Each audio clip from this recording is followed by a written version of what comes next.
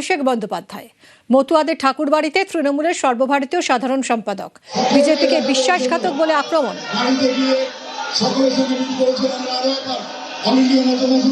যারা মতুয়া ভাইদের বৃদ্ধাঙ্গুষ্ঠ দেখাচ্ছে ভোটে জিতে গিয়ে, যারা কোনোদিন মানুষের পাশে দাঁড়ায়নি, এবং তাদের প্রতিনিধিরাই বলছে যদি 1 লাখ মতুয়া ভাইয়ের নাম বাদ যায়, 5 লাখ মতুয়া ভাইয়ের নাম যায়, তাহলে যাবে।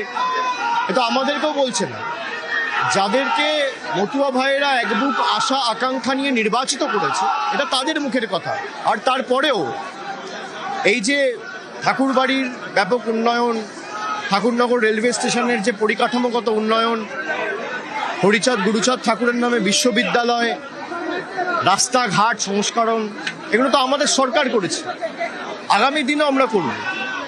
কিন্তু মতুয়াদের আবেগ নিয়ে যারা রাজনৈতিকভাবে ব্যবহার করে তাদেরকে বা তাদের সাথে বিশ্বাসঘাতকতা করেছে, মতুয়া ভাইদের কাছে এটা পরিষ্কার। এদিন হরিচাঁদ গুরুচাঁদ ঠাকুরের মন্দিরে পুজো দেন অভিষেক বন্দ্যোপাধ্যায়। নাম না করে শান্তনু ঠাকুরকে নিশানা করেন।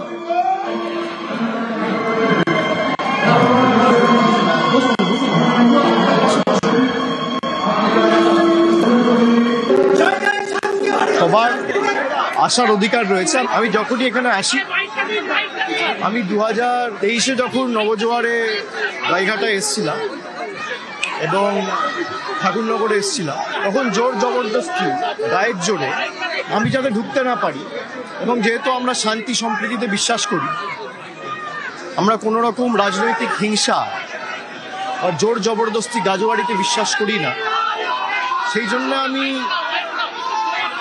শ্রী হরিচাঁদ ঠাকুর গুরুচাঁদ ঠাকুরের কাছে মনে মনে মন্দিরে ঢুকতে না পারলেও প্রার্থনা করেছিলাম যে এর জবাব তুমি যেখানেই থাকো তুমি দেবে। যে আমাকে আটকে ছিল, পঞ্চায়েতে নিজের বুথে হেরেছে, মানুষ প্রমাণ করে দিয়েছে এটা কারোর পৈতৃক সম্পত্তি নয়। যারা এখানে পলিটিক্স করতে চায় তারা পলিটিক্স করবে, তাদের জবাব মানুষ দেবে।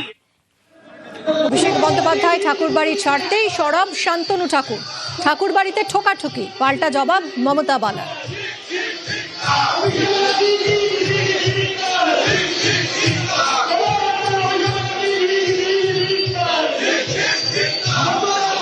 আমরা মন্দির ঘুরে ফেললাম, শুদ্ধিকরণ করলাম মন্দির।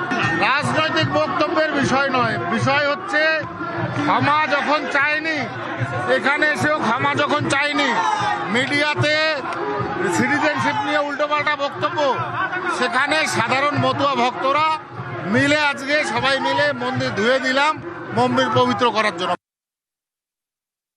কুকুরের লেজ কখনো কোনোদিন সিধা হয় না, সে যতই ভালো হোক না কেন তুমি কখনো করতে পারবে না। এবার তার কর্ম সে করেছে কেন, ও তো করেই, তার কাছে তার কি আশা করতে পারি আমরা। আমাদের কর্তব্য যেটা ছিল, অভিষেক বন্দ্যোপাধ্যায় আসবে গোসাই পাগল নিয়ে, সেখানে পুজো দেবে, সুষ্ঠুভাবে পুজো দিয়ে এই মাটিতে প্রণাম করে আজকে তার গন্তব্যে পৌঁছে গেছে।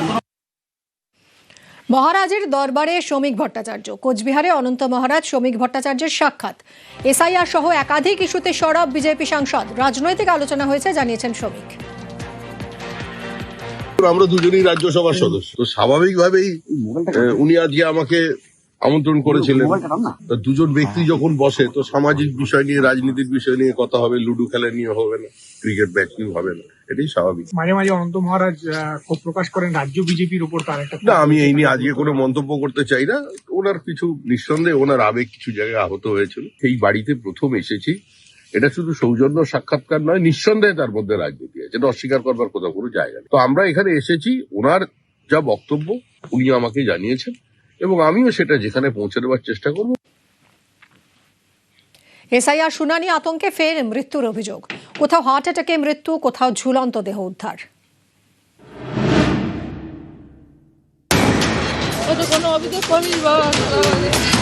উত্তর 24 পরগনার হাসনাবাদের ভেভিয়া। এখানকার বাসিন্দা ফিরোজ মোল্লা, বয়স 38।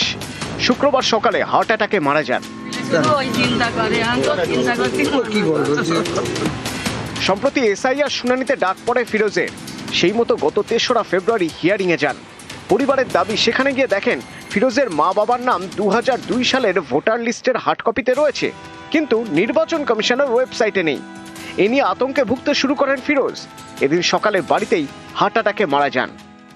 কাগজপত্র ভুল ছিল বলে, নামের ভুল ছিল বলে সবসময় টেনশন করতো কি হবে কি হবে। ভোরবেলা ওটা নিয়ে টেনশন করছিল যখন ফজরের আজান দিচ্ছে। তারপরে এইবার শুয়ে পড়লো, তারপরে আমি আমার ঘুম ভেঙে গেল, দেখি আর কোনো নিঃশ্বাস হচ্ছে না। তখন আমি চিৎকার করলাম, পাশ থেকে সবাই আসলো, এসে দেখলো মারা গেছে।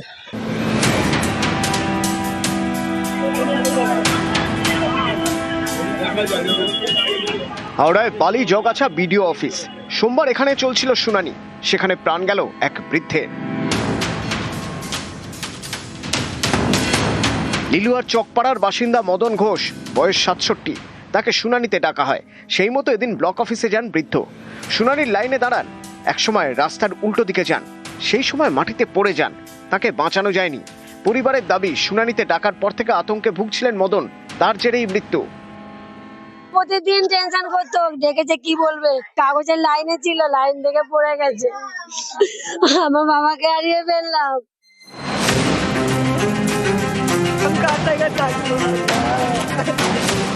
উত্তর 24 পরগনার বারাসাত 2 নম্বর ব্লক।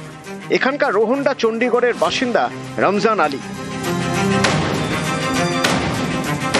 বৃহস্পতিবার হিয়ারিং এ যান। লাইনে দাঁড়িয়ে থাকার সময় অসুস্থ হয়ে পড়েন, তাকে সঙ্গে সঙ্গে নিয়ে যাওয়া হয় বাগবান্দা সাইবেরিয়া ব্লক প্রাথমিক স্বাস্থ্য কেন্দ্রে। সেখানেই রমজানকে মৃত বলে ঘোষণা করেন চিকিৎসক। পরিবারের দাবি, শুনানি নিয়ে আতঙ্কে মারা গিয়েছেন রমজান। গেছে আমার ছেলে বসিয়েছে, মুখি বাতা ছিল, বসিয়েছে, বসিয়ে উঠে পড়ে গেছে, পড়েছে আর হাত পা ঘিচে দিয়েছে। কোথায় গেছিল? এসআর শুনানিতে আমরা আমার বেটা ইনসাইড ছিল, হ্যারিং ছিল, ওই মাথা ঘুরে পড়ে গেল, পড়ে গিয়ে মারা গেছে।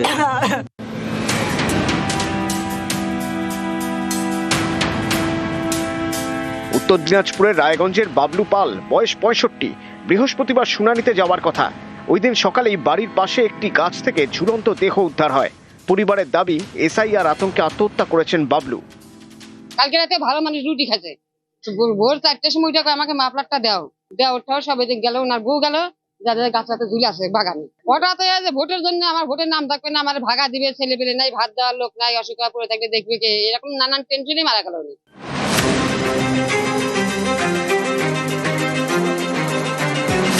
কোচবিহারের দিনহাটার পোয়াতুর কুঠি। এখানকার বাসিন্দা নূর হোসেন মিয়া কর্মসূত্রে থাকতেন বিহারে, তাকে শুনানির জন্য ডাকা হয়।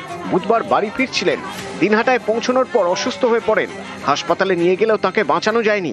পরিবারের দাবি, হিয়ারিং এ ডাকার পর থেকে আতঙ্কে ভুগছিলেন নূর, তার জেরে অসুস্থ হয়ে মারা যান। ছিটমহলের নাকি সবারই হিয়ারিং হবে, ওই জন্য আসতে চাইছিল বাড়িতে, আসতে অর্ধেক রাস্তায় আর কি ওই রকম হয়ে গেছে। মানসিক চাপ হয়তো ছিল। ডাক্তারবাবু গাড়িতেই দেখছিল, উনি বললো যে হসপিটালে নিয়ে যাও। হসপিটালে নিয়ে গেলাম, হসপিটালে নিয়ে গেলে হসপিটালের ডাক্তার দেখে মৃত বলে ঘোষণা করি। পূর্ব মেদিনীপুরের নন্দীগ্রামের ভেকুটিয়া। এখানকার বাসিন্দা কাশীনাথ জানা, বয়স 65, বুধবার রাতে হার্ট অ্যাটাকে মারা যান। পরিবারের দাবি, এসআইআর খসড়া তালিকায় নাম ছিল না কাশীনাথের, আতঙ্কের জেরে মারা যান। এসআইআর যে এই যে উনার তো ডকুমেন্টস ঠিক নেই, উনার নাম না থাকার জন্য উনি আতঙ্কে হার্ট অ্যাটাক হয়ে মোটামুটি উনি মারা গেছে।